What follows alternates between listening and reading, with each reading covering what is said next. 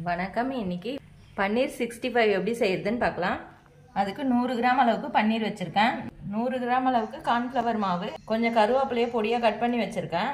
50 gram அளவுக்கு மைதா மாவு, 1/2 teaspoon அளவுக்கு கரம் மசாலா, 1 டீஸ்பூன் அளவுக்கு இஞ்சி பூண்டு விழுது, 1 டீஸ்பூன் அளவுக்கு மிளகாய் தூள்,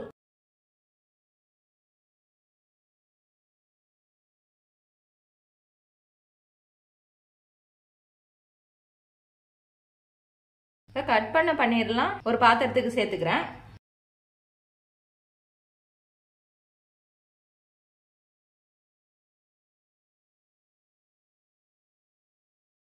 தேவையான அளவுக்கு சால்ட் சேர்த்துக்கிறேன்.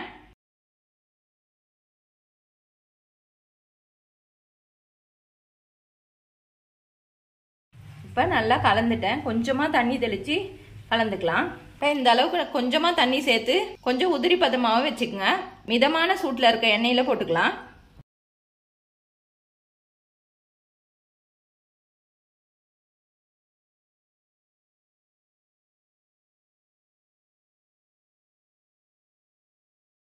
இந்த அளவுக்கு கிறிஸ்பியா வந்த பிறகு எடுத்துடலாம்.